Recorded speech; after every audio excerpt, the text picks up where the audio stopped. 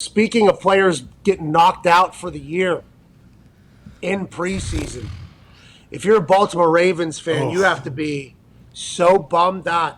The Baltimore Ravens are obviously one of the most elite preseason football teams in the history of preseason football, winning how many straight? 20 straight preseason games. And whenever I say that preseason does not matter, that has to come with some context. I was introduced to the NFL preseason by a regime, a team that literally said, let's not waste any wins in the preseason. Numerous times going completely defeated throughout the preseason whenever it was Peyton Manning and Bill Polian's squad there with the Indianapolis Colts. There's reasons behind that, though. The reasons why I believe that the Colts, whenever Bill Polian was running the ship, and also even after that, whenever Chuck Pagano and Grigson were running the ship while preseason wasn't great, is because a lot of the money was spent at the top of the roster. So in preseason, you get a chance to check the depth of teams. Normally, you can also see what special teams are going to be like because those second, third stringers that are playing in those preseason games are normally going to be the people that are eating up the preseason games. So Bill Polian-led teams, very top-heavy, a lot of money in the starters, not a lot of money in the backups. So whenever preseason football came, normally it was a complete shit show. What the Baltimore Ravens have been able to do for at least the last 20 games is have an incredible depth in their team. And also, I mean, Huntley was balling. Yeah. But their team just shows up and plays very well. But the downside of preseason, not wins and losses, because everybody knows as soon as the regular season starts, none of it fucking matters. The Detroit Lions, when they went 0-16, they went 4-0 in preseason. I believe the Browns did the same exact thing when they went 0-16. The preseason outcomes of the games legitimately mean nothing. The only outcomes that mean anything is when you lose a fucking stud. JK Dobbins is a freak. That guy, whenever he filled in for Mark Ingram as the running back, he started getting mad. Give me the ball more. I want the ball more. They get rid of Mark Ingram. It becomes J.K. Dobbins' backfield alongside Lamar Jackson. Now here we are staring down a regular season without this absolute freak who we love, by the way. Oh, yeah. He's come on this show, giving us great conversations, great interviews. He follows along. I appreciate the hell out of J.K. Dobbins, and I'm incredibly bummed for him. Torn ACL, and a lot of people will say, you know, if injuries are going to happen, you can get hurt in practice, you can get hurt in the weight room, you can get hurt walking across the street, you can do that. But anytime it happens in a preseason game, your immediate thought is, well, why the fuck was that guy on the field? Yeah. And I don't know if that was Harbaugh's idea. I don't know if J.K. Dobbins wants to be out there. There's some guys that want to get those reps in.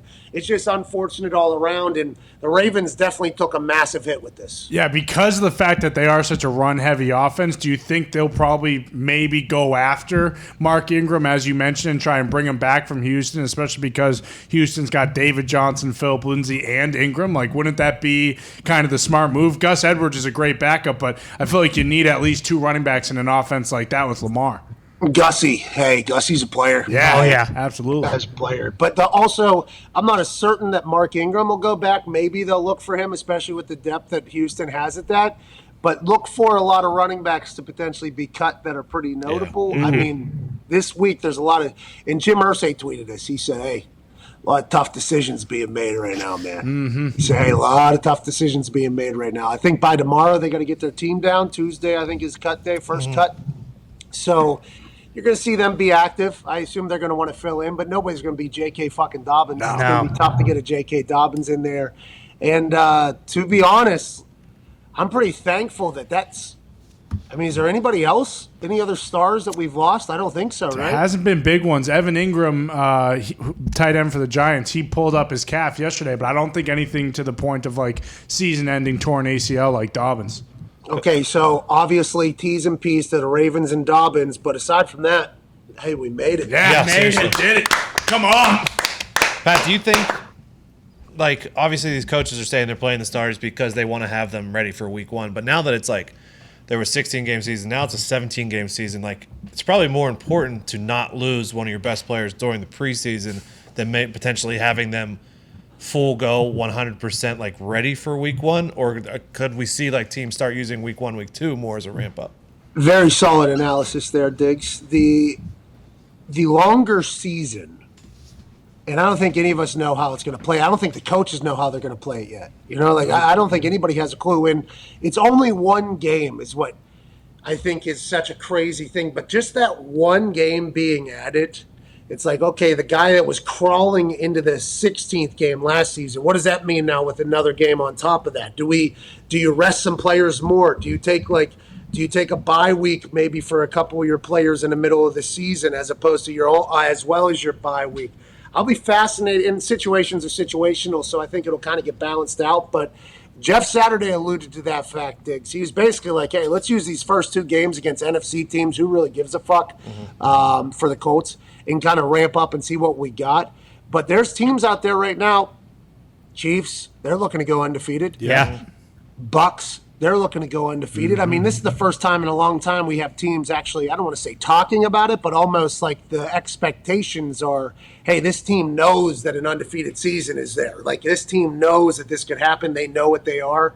I think we'll just kind of have to see how it goes. I'm not sure you're going to see anybody resting anybody, though, in these first couple regular season games. I think it's, hey, we got to hit it and get it and hope that our training camp was enough for us to get by. Well, do you think, like, there's no right or wrong way to do this, right? Because, like, when the Chiefs, their starters played that whole first half, and I think that makes a little bit more sense because they didn't have any of the linemen. You know, all those guys are new, so they maybe want them to, get a little chemistry. But like I look at the Packers, I haven't paid any attention because they're not playing anyone of merit. And it's not like if they come out and perform poorly weeks 1 and 2 that you'll look back and be like, oh shit, Rodgers in the first team offense, like they should have been playing during the preseason. What the hell's going on? Yeah, and I think there's a couple of different situations where everybody just understands that, hey, they're not playing in the preseason. Aaron Rodgers, I don't think, is a preseason guy. Like, I don't think he has ever come out and said, I need preseason. No. I think it's complete opposite.